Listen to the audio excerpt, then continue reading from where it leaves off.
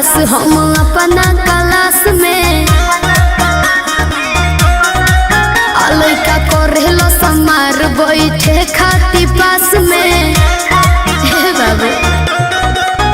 बानी सबसे झकास हम अपना क्लास में लइका करेलो समार बैठे खाती पास में सभे करेला बड़ाई हम केने केने जाई केहू कहे अमर पाली केहू लूलिया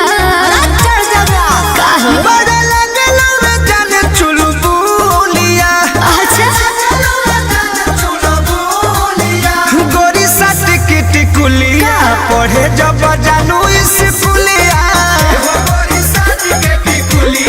पढ़े जब जानू स्कूलिया अरे चुप रहो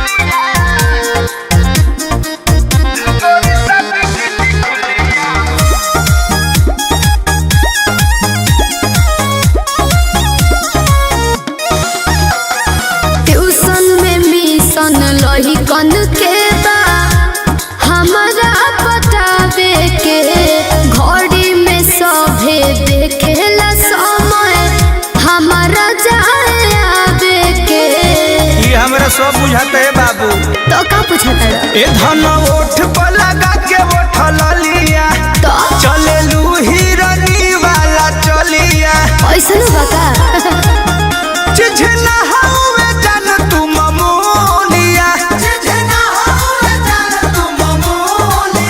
मत सट के टिकुलिया पढ़े जब जानू स्कूलिया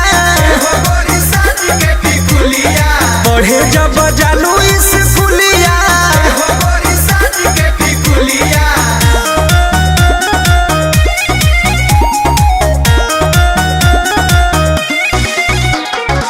म्यूजिक बाय आर्या शर्मा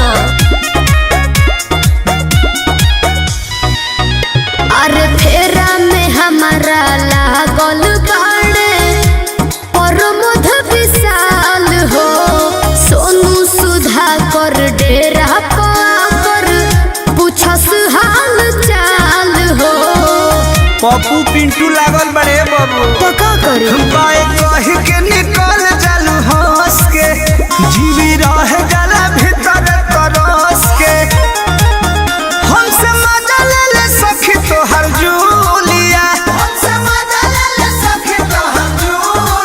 हे गोरी साट के टिकुलिया पढ़े जा